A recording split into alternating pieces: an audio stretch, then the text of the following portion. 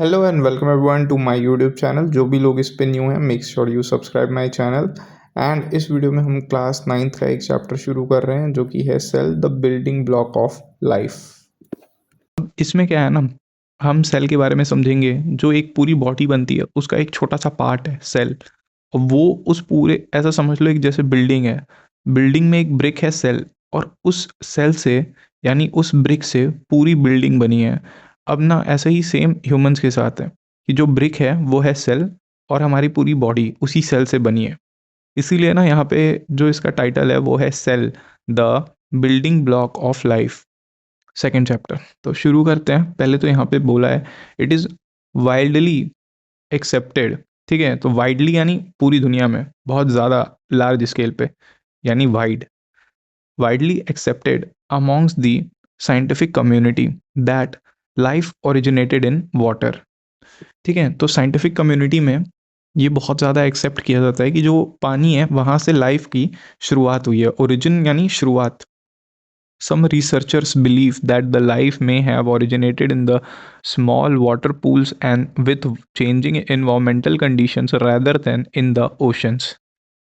अब ना जैसे आप ऐसा समझते हो कि पानी में शुरुआत हुई तो आपको लगता है ओशन की बात हो रही है, पर बहुत सारे ऐसे रिसर्चर्स हैं जो कि ये बिलीव करते हैं कि जो छोटे छोटे पूल्स बन जाते हैं, यानी गड्ढा, एक छोटा सा गड्ढा उसमें पानी भर गया, ठीक है, उस टाइप का जो रहता है, उसमें जो है वो शुरुआत हुई है लाइफ की, ना कि ओशंस में।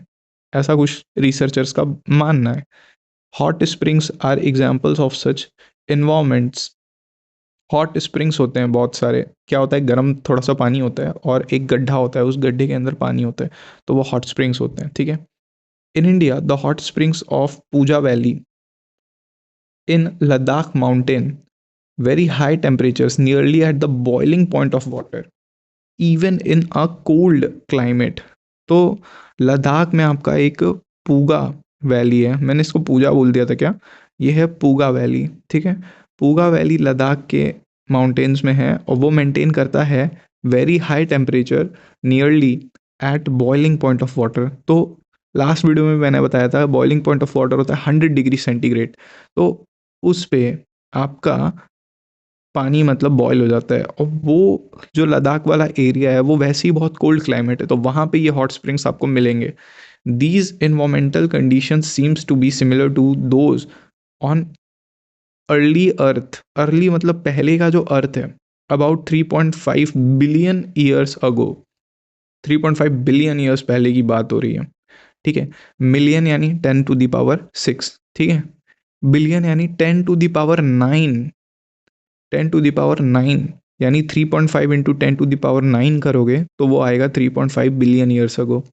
The organisms living in these hot springs are mostly heat loving bacteria called thermophiles which are unicellulars। अब देखो ना, इसका एक क्लासिफिकेशन है। जैसे कि जो माइक्रो ऑर्गेनिजम्स होते हैं उनका अलग अलग क्लासिफिकेशन है। जैसे आप हो, आपका अलग अलग क्लासिफिकेशन है कि आप क्लास 8th में पढ़ रहे हो, क्लास 9th में पढ़ रहे हो, क्लास 10th में पढ़ रहे हो, ऐसे अलग अलग क्लासिफिकेशन। तो बैक्टीरिया को क्लासीफाई किया गया है बेस्ड ऑन वो क्या टेम्परेचर झेल सकते हैं। जैसे कि ह्यूमन बॉडी है तो 37 डिग्री मेंटेन करती है जो बॉडी का टेम्परेचर है, तो वैसे ही इनका टेम्परेचर है थर्मोफाइल्स, यानी जो थर्मो, थर्मो का मतलब होता है हीट, फाइल्स यानी लविंग, थर्मो यानी हीट, फाइल्स यानी लविंग, यानी वो ऑर्गेनिजम्स, वो माइक्रो ऑर्गेनिजम्स जो कि हीट लविंग होते हैं, जो कि ज़्यादा टेम्परेचर में सर्वाइव कर सकते हैं, उन्हें बोलते हैं थर्मोफाइल्स। ऐसे ही एक टर्म आता है मीजोफाइल्स, जो 40 से 60, ऐसा बोल सकते हो 20 से 40 डिग्री का टेम्परेचर झेलते हैं। ठीक है, ज़्यादा से ज़्यादा 60 डिग्री, पर उसके ऊपर करोगे तो मर जाएंगे। ठीक है, तो ये, और उसके नीचे होते हैं साइक्रोफाइल्स। ठीक है, वो स्पेलिंग पी से स्टार्ट होती है पर उन्हें साइक्रोफाइल्स बोला जाता है, उसमें पी साइलेंट होता है। तो वो वैसे होते हैं जो माइनस में भी चले जाते हैं और 20 के नीचे वाला टेम्परेचर झेल लेते हैं। खैर, ये माइक्रो ऑर्गेनिजम्स का बहुत सारा क्लासिफिकेशन है, ये आप नेट पे डाल के देख सकते हो। पर बेसिकली ये बुक अभी ये बता रहा है कि वो माइक्रो ऑर्गेनिजम्स जो कि हॉट स्प्रिंग्स में सर्वाइव कर लेते हैं उन्हें हम थर्मोफाइल्स बोलते हैं, और ये यूनिसेलुलर होते हैं, यानी एक सेल वाले ऑर्गेनिजम्स होते हैं। ठीक है, अब थोड़ा सा जूम करते हैं और ये नेक्स्ट पैराग्राफ पढ़ते हैं। Scientist from the Birbal Sahni institute of the palaeosciences Lucknow, ये लखनऊ में कोई एक इंस्टीट्यूट है। उसके बारे में बता रहा है. Studied these hot springs and found that the calcium carbonate formed rapidly around them. These deposits may have protected early organic molecules from harmful radiation and extreme conditions, and they may also helped in the formation of the first protective membrane, the barrier that defines a cell. ठीक है, यहाँ पे देखते think it over में क्या बोल रहा है. थिंक इट ओवर में बोलता है कि where does a cell come from, ये सेल आता कहाँ से है. नेक्स्ट बोलता है how have the technological interventions facilitated the creation of the new knowledge in understanding the world beyond the naked eyes. देखो, जो माइक्रोस्कोप्स हैं उससे आप माइक्रो ऑर्गेनिजम्स को देख सकते हो, पर जब वो नहीं थे तो क्या आपको ये पता था कि आपके आसपास कितने माइक्रो ऑर्गेनिजम्स हैं अभी. तो वो नहीं पता चलता. तो वो ये क्वेश्चन यही बता रहा है कि जो टेक्नोलॉजी में एडवांसमेंट्स हुई हैं उसकी वजह से हमारी जो नॉलेज है वो और ज़्यादा डेप्थ में गई है कि हमारे सराउंडिंग में आखिर क्या क्या है. ठीक है, how is the cell structural and functional unit of life. तो ये मैंने स्टार्टिंग में भी बोला कि मान लो एक ब्रिक है और एक बिल्डिंग है. तो जो ब्रिक है वो पूरे बिल्डिंग को बनाता है, ऐसे ही जो सेल है वो आपकी पूरी बॉडी को बनाता है. आपकी पूरी बॉडी सेल्स से मिलके बनी है.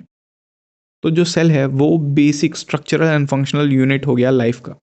नेक्स्ट है how does a cell multiply. तो इसके बारे में हम देखेंगे एक सेल आखिर मल्टीप्लाई कैसे करता है. अमीबा का जो सेल है वो अलग, मतलब वो बाइनरी फिजन करता है. ये आपने पहले अगर पढ़ा है तो अच्छी बात है, नहीं पढ़ा है तो होपफुली इस चैप्टर में उससे डील करेंगे. ठीक है, और भी बहुत सारे तरीके हैं. दो मोड ऑफ मल्टीप्लाइंग होता है, एक होता है सेक्सुअल मेथड, एक होता है एसेक्सुअल मेथड. तो ये सब चीज़ें काफ़ी डिटेल में हम देखने वाले हैं. फिलहाल हम चलते हैं आगे.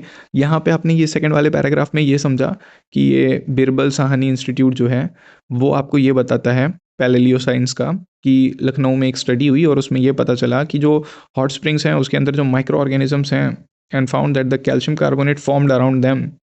ये जो हॉट स्प्रिंग्स हैं studied that the hot springs and found that the calcium carbonate are formed rapidly around them. उनके अराउंड हमें कैल्शियम कार्बोनेट मिलता है जो कि उन्हें हार्मफुल रेडिएशन से बचाता है.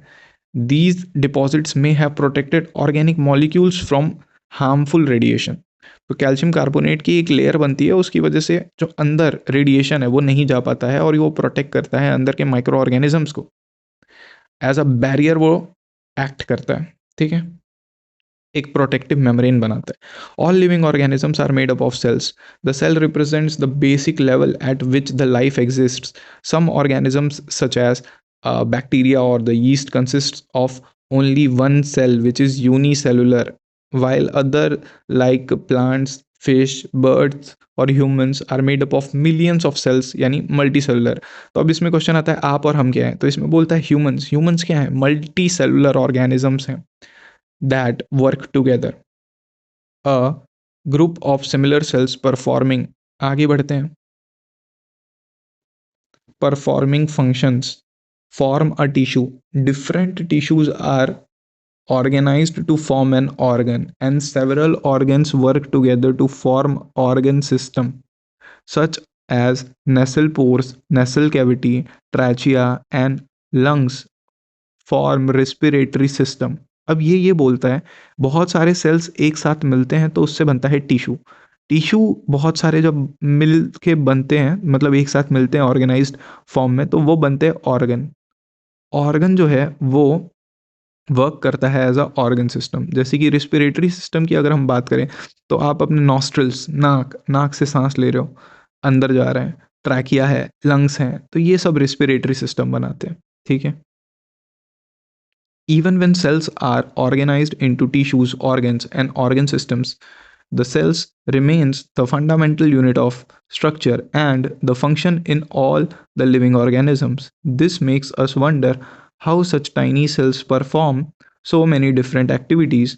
What are the different components of a cell and how do the cells in our body communicate with each other? Do the cells live forever or they die? In this chapter, we will explore the answers to these questions as we enter in the fascinating world of cells. तो हम इस chapter में ये जो fascinating world है sales का उसको हम पूरा देखेंगे। क्या सेल्स हमेशा के लिए ज़िंदा रहते हैं या वो मर जाते हैं? या और भी मतलब क्वेश्चंस यहाँ पे दिए हैं, जैसे कि जो सेल्स हैं वो what are the different components, क्या-क्या डिफरेंट कंपोनेंट्स हैं एक सेल के अंदर। फिर जो सेल है वो बॉडी में कम्युनिकेट कैसे करते हैं उसके बारे में समझेंगे। फिर सेल क्या ज़िंदा रहते हैं हमेशा या फिर मर जाते हैं उसके बारे में समझेंगे। तो ये पूरा चैप्टर उससे डिटेल उससे मतलब डील करता है। ठीक है, तो how to study the cells, कैसे हम सेल्स को स्टडी करते हैं। What do we call the ability of the human eye to see two very close objects as separate and distinct. Imagine two tiny dots drawn on a piece of paper. As the dots are moved closer, there comes a point at which they can no longer be seen as separate. When viewed from about 25 centimeter, the near point of the human eye, जो आंखों से देखने की एक limit होती है कि आप कहाँ तक मतलब देख सकते हो, कहाँ से मतलब आपको देखना चाहिए, तो वो है 25 सेंटीमीटर। ठीक है, अगर आप कोई भी इमेज क्लियरली देखना चाहते हो तो उसको 25 सेंटीमीटर डिस्टेंस से देखोगे। इसको बोलते हैं the near point of the human I. Two points separated by about 0.1 mm can be seen as distinct, otherwise they appear to be as a single point. This is called the limit of the resolution of the human eye, which is 0.1 mm. तो अगर question आता है exam में कि what is limit of resolution in the human आई या फिर of the human आई, तो हम ये बोल सकते हैं कि 0.1 mm is the limit of resolution. और लिमिट ऑफ रेजोल्यूशन की डेफिनेशन ये होती है कि two points separated by about 0.1 mm can be seen as distinct, otherwise they appear as a single point. This is called the limit of resolution of the human eye, which is 0.1 mm। तो ये question exam में आ सकता है। मैंने आपको question answer form में और one word answer के फॉर्म में अभी आपको ये बता दिया। आगे बढ़ते हैं। A cell is usually too small to be seen by the unaided eye. This raises unaided मतलब नंगी आंखें। अब यहाँ पे ना एक क्वेश्चन ये पूछ रहा है कि अभी हमने पढ़ा कि जो लिमिट है आइज़ की देखने की 0.1 mm है लिमिट ऑफ रेजोल्यूशन, ठीक है। तो ये बोल रहा है कि तो साइंटिस्ट ने उसके नीचे का कैसे देखा, तो उसका मतलब उससे भी छोटे ऑर्गेनिजम्स के बारे में कैसे देखा। तो you have learned about the convex lens. A convex lens है ना, और a combination of the lenses. तो ये वाला जो है you have learned about convex lens, ये पढ़ाएगा आपका ग्रेड 8th के क्यूरोसिटी वाली बुक के चैप्टर नंबर 10th में। ठीक है, तो उससे आपको ये नॉलेज मिल जाएगी कॉन्वेक्स लेंसेज के बारे में। An objective lens and an eyepiece are used for the magnification of an object to make it appear larger. Robert Hooke was the first person to observe a cell in the year 1665. ये grade 8 की curiosity वाले book के chapter 2 में आप देखोगे। Using a self designated microscope capable of about 200 to 300 times magnification. ठीक है, इनने खुद से एक माइक्रोस्कोप बनाया था जो कि 200 से 300 गुना ज़्यादा अंदर तक का जूम इन कर सकता है, मैग्निफिकेशन कर सकता है, while examining a thin slice of cork. ठीक है, तो वो क्या है, एक थिन स्लाइस देख रहे थे जो पेड़ों के अंदर होता है ना, पेड़ का एक कटा हुआ, तो उसमें इनने देखा he observe small box like compartment named them as cells. In school laboratories the light microorganisms are use to observe the objects using different object lenses 10x 40x to achieve the better magnification and the resolution under the visible light. Explore the different parts of the microscope in your school laboratory and observe it to and ठीक है, तो मतलब ये बोल रहा है कि आपको एक जो माइक्रोस्कोप होता है उसके बारे में देखना है अपने स्कूल के अंदर। ठीक है, can you estimate its actual size, ये सब आपको बोल रहा है करने को। तो स्कूल में ये एक्टिविटी भी होती है। ठीक है, तो उसमें आप ये देख सकते हो, है ना। स्कूल में जनरली आपके स्कूल में ये कराया जाता है, नहीं कराया जाता तो बोलना कि लैब ले चलो हमें दिखाओ ये। ठीक है, तो वो आपकी हेल्प करेंगे जो भी टीचर होंगे आपके साइंस के। फिलहाल यहाँ पे देख लो कि एक आई पीस होती है जिससे आप आंख लगा के देखते हो, नीचे एक ऑब्जेक्ट लेंस होता है जिससे आपको दिखता है, और वहाँ पे एक जो स्टेज है उसके ऊपर आपका पार्टिकल रखा रहता है। नीचे मिरर होती है, बगल में हैंडल होता है, फाइन एडजस्ट नॉब होती है जिससे आप उसका साइज़ को एडजस्ट कर सकते हो, और उसके ऊपर कोर्स एडजस्टमेंट नॉब होती है, नीचे बेस होता है। ये पूरा स्ट्रक्चर है एक लाइट माइक्रोस्कोप का। ऊपर एक चीज़ रह गई है, इसको देख लेते हैं, size of objects and visibility through unaided to aided eye. ठीक है, देखो, एडेड मतलब आपने कुछ लगा के देख रहे हैं जैसे माइक्रोस्कोप हो गया, अनएडेड यानी आप जो बिना किसी हेल्प से, बिना किसी माइक्रोस्कोप की हेल्प से देख सकते हो। तो देखो आप ये देख सकते हो, क्या बोलते हैं, 1 किलोमीटर तक, क्या किसी आप मतलब रॉकेट को जाते हुए 1 किलोमीटर तक देख सकते हो। इस पूरे डिपिक्शन का ये मतलब है। दूसरा, आप 100 मीटर तक का रॉकेट भी देख सकते हो और नीम ट्री भी देख सकते हो। ठीक है, ये 1 किलोमीटर से थोड़ा-सा कम है ये रॉकेट का लेंथ, ठीक है? तो पर मोटा-मोटा आप देख सकते हो। नेक्स्ट नीचे जाओगे तो आप 100 मीटर्स तक बिना आँखों पे कुछ लगाए, है ना? देख सकते हो रॉकेट और नीम ट्री। फिर 10 मीटर तक आप ह्यूमन को देख सकते हो, ह्यूमन की हाइट को देख सकते हो मतलब। और फिर 1 मीटर, हाँ मतलब ये 1 मीटर तक आप देख सकते हो ग्रेट इंडियन बस्टर्ड, ये एक आपका ये रहता है मतलब पक्षी है, इसको देख सकते हो। फिर चिकन एग को देख सकते हो। फिर फिश एग को देख सकते हो। फिर 1 एमएम आप अमीबा को, अब ये ना माइक्रोस्कोप के, लाइट माइक्रोस्कोप के अंदर क्या-क्या देख सकते हो, तो ये आप देख सकते हो अमीबा, ठीक है? फिर 100 माइक्रोन, माइक्रोमीटर हो गया ये, जो यू यू जैसे शेप का दिख रहा है इसको माइक्रोन पढ़ते हैं, 10 की पावर -6 होता है इसका, ठीक है? तो इसमें आप देख सकते हो एनिमल के सेल्स को और प्लांट के सेल्स को। फिर 10 माइक्रोन का हो गया साइज़, तो उसमें आप न्यूक्लियस और बैक्टीरिया और माइटोकॉन्ड्रियन देख सकते हो। ये तो कराया भी जाता है कि कौन सा माइटोकॉन्ड्रिया है, कौन सा बैक्टीरिया है, कौन सा न्यूक्लियस है, इसका एक्टिविटी होता है स्कूल में, ठीक है? फिर 1 माइक्रोन के नीचे जाओगे तो नैनो में हो गया, नैनोमीटर, है ना? नैनो यानी 10 की पावर -9। 10 की पावर -9 में जो इलेक्ट्रॉन माइक्रोस्कोप है उसमें आप देख सकते हो small bacteria, viruses, ribosomes, proteins, lipids, small molecules और एटम्स को। तो ये है पूरा size of objects and its visibility through the unaided to aided eye. Unaided में था ऊपर वाला, ये सब जो ग्रीन पार्ट में है ये अनएडेड में है, और एडेड में है ये आपका लाइट माइक्रोस्कोप से जो आप देख रहे हो और इलेक्ट्रॉन माइक्रोस्कोप से जो आप देख रहे हो वो सब।